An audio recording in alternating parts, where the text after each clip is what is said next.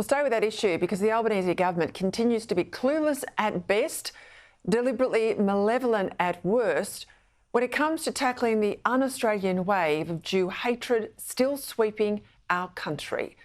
There have been 13 major anti-Semitic incidents in New South Wales alone over just the past 16 days, culminating in the firebombing of a childcare centre yesterday morning.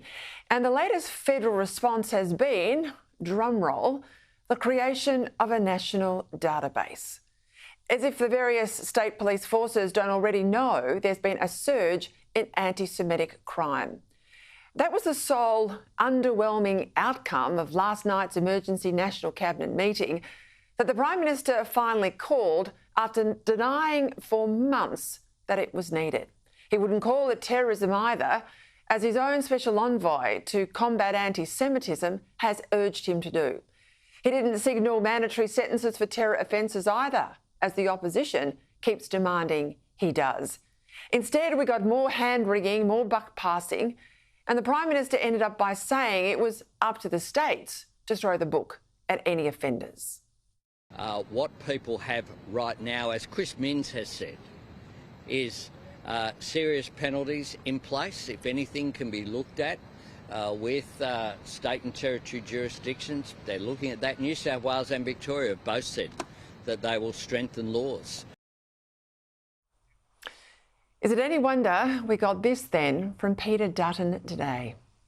Part of the problem that we've got ourselves into as a country has been because the Prime Minister absented himself from this debate early on for political motivations and outcomes. And I think that I can't recall an incident where an Australian Prime Minister, Labor or Liberal, has sacrificed one part of our society and their security to try and win votes in another part of the community.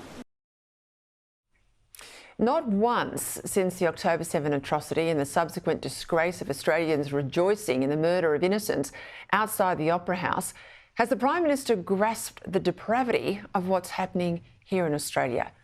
He's downplayed race hate as mere protest. And he's treated what's now a campaign of domestic terrorism as little more than local vandalism. Dutton, the former policeman, called that out today. This is going to escalate to a point where somebody is going to lose their life. Let's be very clear about it. This is not somebody who has liked a nasty post online. We're talking about a childcare centre being firebombed. It is a terrorist attack. Okay, I think we should remind ourselves of that. Somebody breaks into the sports shed here on Saturday night and steals half a dozen beers and they're 15 years of age. That is a criminal offence and the police will treat that seriously, but it is not a terrorist attack. Perhaps most concerning out of an emergency National Cabinet meeting that did very little last night was news of the briefing by the Federal Police Chief Commissioner to the room that these recent attacks targeting Jews and Israel might have been carried out by criminals and funded from overseas. Well, they're incredibly serious claims that have been made and they need to be substantiated. More information needs to be provided because it has struck fear in the heart of the Jewish community, who now believe that they are the targets of either a transnational terrorist organisation or a nation state engaging in state-sponsored terror in Australia. Now, when asked about these AFP briefings today, the Prime Minister refused to provide any further detail. Of course, those investigations are ongoing. I'm reluctant to say anything that compromises those investigations. You weak little man. The opposition Home Affairs spokesman James Patterson hit back. The Prime Minister and Tony Burke's dismissal of questions about this morning is just not good enough. You cannot put a claim out there like that with very little detail or substantiation and very little comfort to the community about what is being done to protect them. It would be one of the most grave security crises in Australia in peacetime if it is the case that we have state-sponsored or terror-sponsored terror in our country. Now, if foreign actors are funding local criminals to terrorise Australians who happen to be Jews, this is a major assault on our sovereignty. What exactly does the Prime Minister know about foreign-funded terrorism against Australia? When was he told? What has he done about it? Did he know anything about these claims before yesterday's emergency national cabinet? If he did, or if his ministers did, if his office did, then it's unacceptable that it's taken him weeks and weeks and weeks to call this emergency meeting. Peter Dutton again.